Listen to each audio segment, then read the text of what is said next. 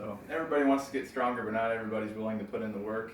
Whoever said going on a long run was hard has never tried standing up from a squat with 500 pounds on their back.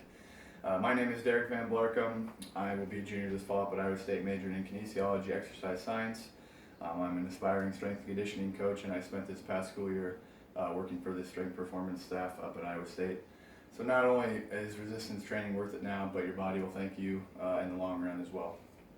So I'm going to talk to you guys about today is how to squat properly.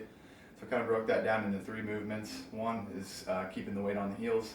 The second is squatting to parallel. And then third, we want to drive the knees outward at the bottom. So the first thing I'll talk to you guys about today is keeping the weight on the heels. Got the trusty broomstick here. So the first thing we want to do, like I said, is keep the weight on our heels. So to do that, instead of going straight down at the squat, we actually want to sit our hips back first. That's called a hip hinge. And that's the first movement we want to do in the squat. So hip hinge, and then down just like this. Hip hinge and down like that. That's going to keep the weight on the heels. So not only is that going to minimize your injury risk, but it's going to allow you to squat a lot more weight and keep the center of gravity towards the middle and the back of your body.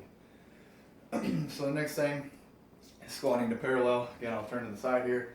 A lot of the times at the gym, you'll see people quarter squatting or half squatting like this. But what we actually want to do is squat all the way to parallel. Right here, we want the femur bone to be parallel with the ground.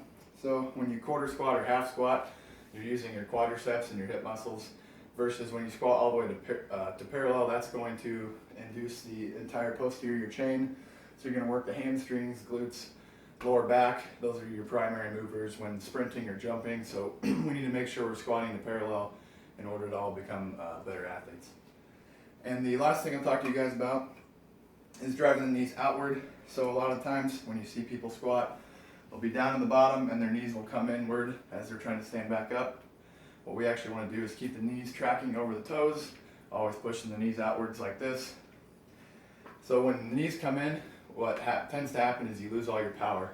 So when your knees going like this, you're not able to stand up as easily, therefore not able to do as much weight and not get as stronger, right?